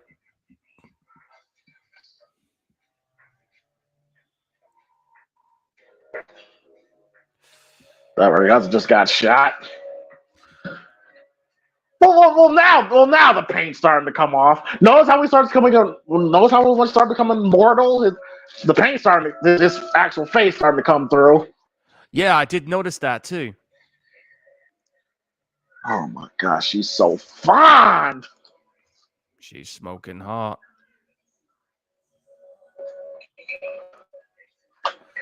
That crow is like, bitch, you better put me down. Or I'm gonna take your damn eyes out like the omen. Damn. Kind of like that. Even the crow caught a body. Well, I don't think he's happy about being shot. I'll give him that. Even the damn bird caught a body. I'm sick. Well, that one perished. Nope, not doing it. Hey, you're going against your own rule now? God damn it. Your pussy. Hey, bring the camera, son. Bring the camera. All the young girls who want to make life with pussy, your pussy will perish with you in hell. May your pussy perish with you. May your smooth pussy, You ain't shit, Paul. tight pussy You ain't shit, Paul. Just reminded you of your own rules you set up, man. Fuck. James is Yeah, gonna hate me for this for a while. using my rules against me. I'm in the doghouse for the week now, guys.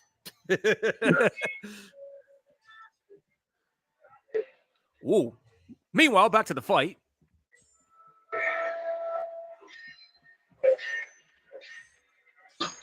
Oh, I love that setting right there. Yeah, it's a great set. Fantastic set.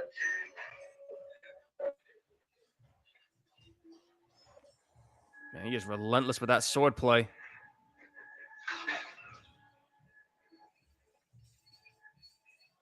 No, you don't want to lose that ring.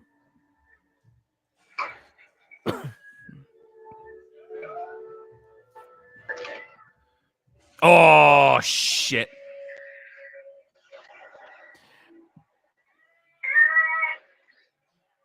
Yeah, you can see the face paint's gone now. That's it. Yeah, it's gone now. Like, you see Brandon now.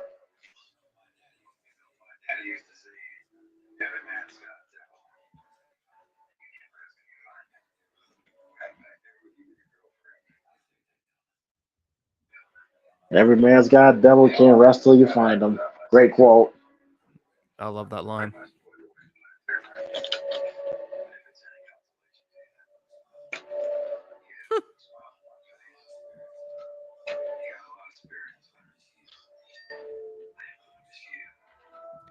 Oh, here we go.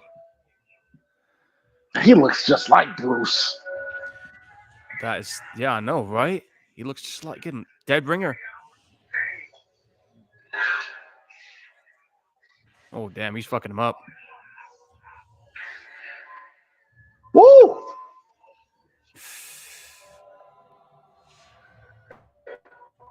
Oh, shit. Dang. Oh, he took a mouthful of it as well. Look at that.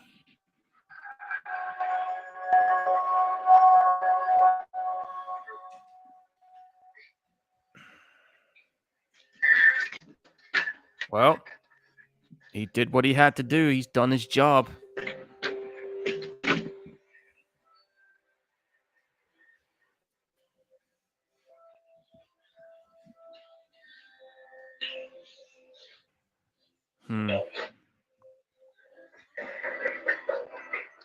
This is still a great movie. Like, I Even would after love, 30 years. seeing it. See, at 1994, man, this would have been great to see it in the movie theater. Hey, my mom was lucky enough to see it when it first came out. And she was the one that introduced me to this movie when it came out in video.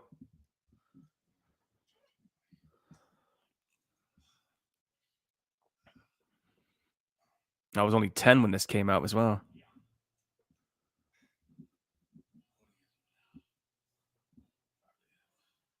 Oh, you'll live. Don't worry.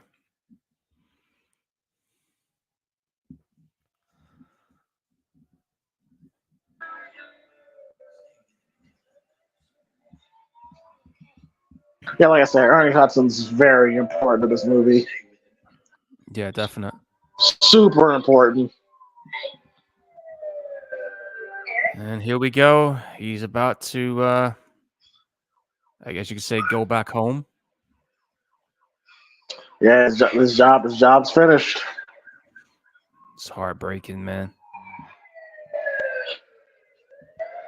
Well, I mean, there's really nothing else to live for. I know, but again, it's just knowing what we know now. I know. It hurts. Yeah. Like this, if Brandon Lee was still alive now, I still believe he would still be a major factor in Hollywood right now. Oh, this movie would have done it. It can't rain all the time. Yeah.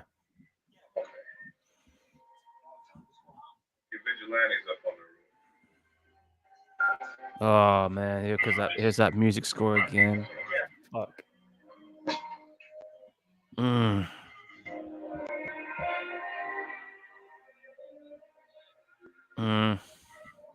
Fuck. Yep, there's Shelley. Yep.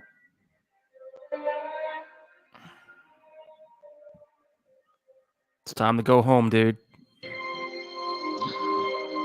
And it symbolizes that he can now be in peace. Yeah. He's now in peace. Fuck, man.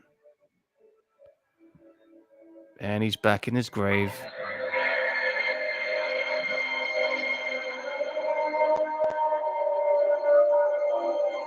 Who dug the grave? I think he put himself back in. I don't know. He shoveled himself back. Can you even do that? Is that even possible? Hey, anything's possible in this kind of film. I guess. Yeah.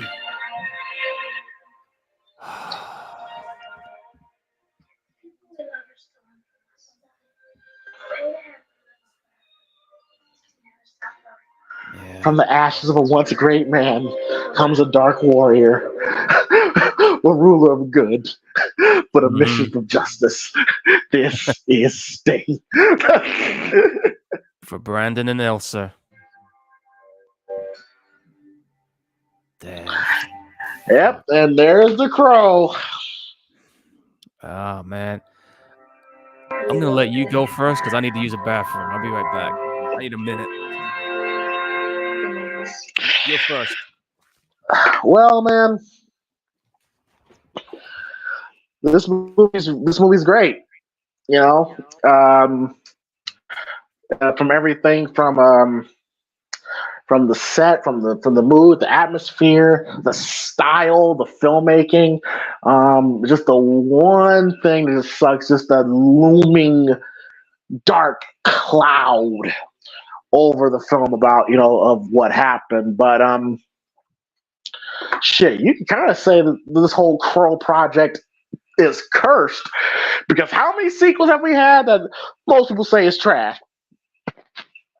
Then we got this remake, which has been through almost 10 years of numerous times Hollywood tried to do a remake. I remember Jason Momoa was connected to one at one point. This makes you think that this whole thing is cursed. Like just the property of the Crow is cursed. But Brandon Lee gives a great performance as the Crow. I would have loved to see a franchise. Well, because his character's done for. But it would have been great to see Brandon Lee what he would have done if he did this. So hell, I think Brandon Lee had the choice either do this or Mortal Kombat to be Johnny Cage, and he chose this. Which, damn, but yeah, the cast is fantastic. I thought everybody in this film was great. The soundtrack is great. The action is fantastic. Oh yeah. And it had aged really. It's a 30-year-old movie, and you could drop this movie in today. I think it would still be pretty well received.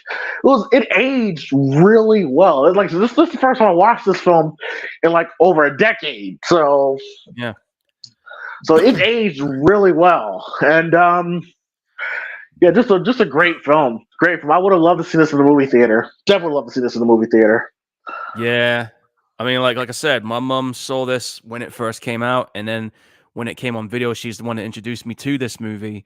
And I remember when I first saw it, I was like 10 years old, and I just sort of said to myself, man, this is not like anything I've seen before. I had no idea it was based on a comic book at the time. And I remember when I first watched it, I was like, wow, this is just such a fucking awesome movie. Like, the story was good, the casting was great. Brandon Lee put on basically a performance of a lifetime for him when it came to this film. And again, the soundtrack was just such badass. I mean, everything about this movie is just, the fact that it stands the test of time, even 30 years on, and it's been very influential for a lot of things. I mean, if anyone doesn't know, look at Sting. Where do you think he got the Crow idea from? I mean, with the face paint during the 90s, it came from this movie. And yeah, they had plenty of sequels. Which, by the way, Sting had a whole interview talk about that. It was inspired by the Crow. Steve, stop lying. Stop capping. Bullshit, Sting. You got this from the Crow. You got this from the Crow, bro. you ain't telling me different. You will never tell me different on that. So don't even try. But yeah, like I said, even though I know they did the sequels, and I know, like I said, I did enjoy them to some extent. At the end of the day, come on, like, nothing's gonna top the original movie. I mean, the original movie right there is just it's the classic, plain and simple, And even though I haven't watched it for a while, it's been like 4.5 years since I last watched it, and just to watch it now, yeah, I had goosebumps watching the movie. Same feeling I had when I first saw it, and yeah, I will admit, I got a little bit choked up at the end. That's why I ended up having a bathroom break and letting James go first. I was like, dude, I need a piss. I'll be right back. But I had to kind of clear the waterworks up. But that's how good this movie was, man. That's how influential this movie was, and that's how this movie can strike your emotions like that. It just does that. Not many films can do that with me, and this is one of those that does it. So, yeah. Cult classic, solid gold classic, call it what you want, but this movie it's timeless. I'm just gonna say it. It is timeless. And as for this new one, man, like I said, and I've said it numerous times, I'm not fond of his new look in the new one. Will it top this original one? Fuck no. But I want this new one to be, at least watchable. I mean, can we agree on that?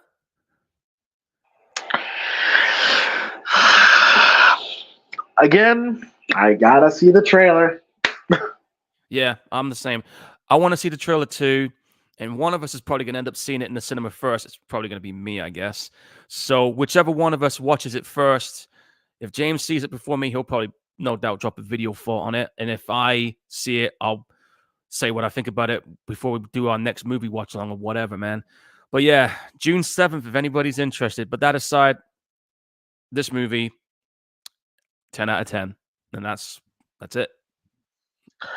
So Motionless Zombie asked, before y'all leave, what are y'all's thoughts on the Halloween TV series news that came out, going back to the first movie again, which means Laurie Strode again. This is the first I've So heard of it. So apparently, the head of Miramax came out and he said the whole TV show concept. They're going through a creative reset, and he said that that the TV series is going to be based around surrounding the events of the Halloween '78 film. And they said the show is going to be focused, of course, on the central characters, but they're also going to, it's more going to shift focus on the characters that we didn't fully focus on, or the franchise didn't really show love to as they progress. So it was a short statement. It wasn't really any. There's not a whole lot of meat to the bone, but so pretty much what they're saying is, if they are going through with this TV series, Yeah. It's we know that Halloween 1978 and the characters in Halloween 1978 is canon. It's canon. Right. Halloween 2 is not. Halloween 4 is not. 5, kills, ends. 18, none of that exists here. It feels like we're back to where we fucking started. But yes, They've done that but again, yes, huh? we're back. That's why I say just end it. Just end it. But anyway, it's a business. But fuck, we're back to where we started. But yes, we're back to where we started. We're like 7-8 years ago. What was 2017, 16 when it was announced? Yeah, 7-8 years ago, right? Yeah, I remember they announced it in 2017. We got the trailer in 2018, which was 40 years after the original. We are now 46 years. Okay, so they announced it. Okay, 20. Okay, all right. So yeah, so again, back to where we started. So then, it's so messy at the end of the day when you really think about it. It's so messy, but. So that means that Laurie Strode, Michael Myers, Dr. Loomis, Sheriff Brackett, Annie, Linda, Bob, Nurse Marion, and Michael Myers' family and Lois, there are the canon pieces in this particular story. Now, where does it go? I don't know. He does not say. We don't know if they're going to expand of the night of 1978, or it's going to be a prequel leading up to the events of 1978. I got a feeling it might be a prequel leading up to the events of the original. That would be interesting. Because I know that Friday the 13th Crystal Lake show is kind of going that route. Okay. So maybe you go back to 1963. You go back to 1963, and then the whole first season, or hell, maybe the whole series, is about the events leading up to 1978. Where you have one season on, I don't know, maybe one season on Laurie as a child leading up to those events. Maybe you have one season where you focus on Michael, and one season where you focus on Sheriff Brackett, or one season where you focus on Annie or Linda. I don't know. But he doesn't necessarily say what direction. That to me is the biggest thing I'm concerned about. What direction are they going? Are they going before or after? Because once again, I got to remind people are going to ask for, Jamie Lloyd and Rachel Carruthers. It's not going to happen. It's not going to happen. No, they're not going to do that. They're not going to do that. And I remember people were so excited about Dwight H. Little talking about how, Halloween 4 Part 2, it was never going to happen. Unless they did something for maybe like an internet movie, like something on Netflix or whatsoever. Might end up being movie, on Shudder. or something on Shudder. You're right. But we talk about a worldwide theatrical release. It was never going to happen because I love Daniel Harris, I love Ellie Cornell, but that won't be enough to bring the people. Because you got to keep in mind, the Halloween fan base is small. They're trying to appeal to the masses. Okay, and not everybody are diehard Halloween fans like me and Paul. So they're not. The masses would not give two shits. We would because we're fans, but the casuals wouldn't. So that was never going to happen. But I will say is this is obviously big news. You know, this is something new, which is why Emotional Zombie wants us to talk about it. But I will say is that it's very interesting how in the press release, so he says we're going to be focusing on characters that the majority of the fan base doesn't, or the movies really doesn't really take their time to focus on. So maybe, would you be interested in a backstory of a Sheriff Brackett or a backstory of Annie or Linda, if they decide to go that route? Well, that depends on how well they create the stories for these character arcs. Unless it's convincing, sure. Yeah, because I if they're gonna do a prequel, it may be where we follow each and every character leading up. I mean, you could do a series. The series could just be that because from 63 to 78, that's 15 years. Yeah. You can make 15 years to a series right there. I mean, obviously, you can't have a 15-year series. I'm talking about you could spread a 15-year story for one series.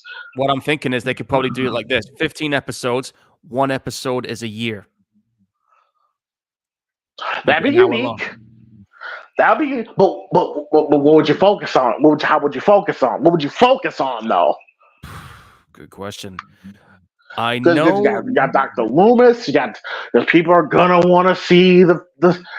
I don't think it's necessary, but they're gonna want to see the scenes of Michael and Dr. Loomis in the hospital, and they're gonna want to see, Michael in the hospital. It's like I don't think you need it, but okay. Well, I do know that there was a comic book series that came out a few years ago where it was set in the hospital where Michael Myers was, and it shows Loomis and Michael Myers, communicating and trying to reach out. He's trying to reach out to Myers, and you see kind of like a little bit of a character development going on between the both of them and fucked up shit going on along the way. I haven't read the whole story, but I remember hearing about it.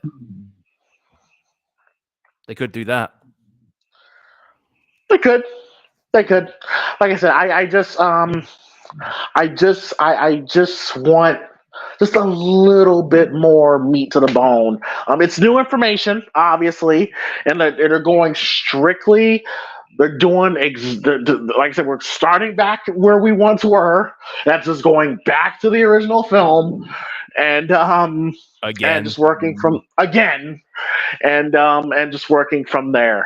But as far as the idea of Halloween TV series, I also don't think it's necessary, in my opinion. I don't think Michael works in a TV series. I honestly don't. I said the same thing with some of the other horror films that turned into TV shows, and look how good some of those turned out. I mean, look at Ash vs. Evil Dead, look at Wolf Creek, look at Chucky. They found new life as a TV show, so now these studios are now trying to capitalize on that stuff. You watch, there'll be a Phantasm show next. I hope I'm wrong. I just don't. I'm just done with the Halloween franchise, man. I'm just done with it. Just let it die. Let it die. It's fine. Yeah. We got 40 plus years worth of films. We're good. We don't need any more. 46 years, 13 films.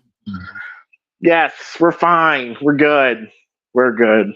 Yeah. But Motion Zombie, those are me and Paul's thoughts on it. So hopefully you're satisfied with our answers. Yeah. But yeah, so Paul, gotta go ahead and wrap this up. Paul, tell the people where they could find you and what's Oh wait, no, it's my You gotta movie we're say, picking. you gotta say what we're doing, yeah. Oh yeah. Yes, next Friday, March 15th, 2024. We're going to go back to the Friday the 13th franchise, and we will be watching. This is when the franchise starts getting into what the fuck are we doing? Every movie became a gimmick, pretty much. I don't really remember if I liked this one, but yes. Friday the 13th, Part 7, The New Blood, aka Jason versus Carrie. The movie where Kane Hodder made his debut as Jason. That too. Yep. All right. Well, for me then, let me think. Stop me if I'm wrong here, James, but haven't I picked a Friday the 13th movie or a Halloween movie myself yet? I don't believe I have. No, you never did. All right. Well, you know what then? I think it's time for me to jump in that myself. So, after Friday the 13th, Part 7, the movie I'm going to be picking is another horror movie slasher icon. We were just talking about him earlier. This one is my favorite movie in the entire series, but in terms of the recent trilogy, this one is my favorite in the trilogy. So my next pick, extended cut version, Halloween Kills. Oh shit. Okay. It's on. All right. Hey, I have no problem with that at all. The extended cut too. Okay. All right. I don't think I've ever seen the extended cut. Ain't that the one with you got the alternate ending? Yes, that one. Oh, the ending that they were originally gonna go with, which they should have went with. Yeah, maybe long term, maybe probably should have just stuck to their guns. We'll get there when we watch it. All right, cool. All right, so next Friday will be Friday the 13th, Part 7, The New Blood, and there will be the extended cut of Halloween Kills, which that'll be an interesting one for sure. That's my favorite one of this trilogy. Yeah. Okay. All right. Cool. All right. Good shit. All right. So, Paul, go ahead and tell people where they can find you. All right. If you're on Facebook, type in Paul Burt's Photography Corner where you can see all my photos. Or if you're on Facebook, also type in Support Indie Horror. It's a horror page that I run. We are close to having 9,000 followers. We're currently at 8,783. You want to find some really good horror content in there? That's where you'll find it. Great. Awesome. Okay. And of course, you can find me literally in about 5-10 minutes over at the PrimeTime podcast because they're about to do the SmackDown live commentary. Rock and Roman and Cody and Seth Rollins will be on the show. Hopefully, Cody Rhodes and Seth Rollins do something because they've been getting pumped all throughout this build. I got a little crazy prediction about this whole storyline with The Rock and Bloodline. What's that? Right, Rock's turned heel, right? Yes. Why do I get this feeling that at the main event, The Rock is gonna fuck Roman Reigns over and help Cody win? I got a feeling it's going that way. That is the prediction that some people have said will happen, especially when Roman told Rock to acknowledge him. Yeah.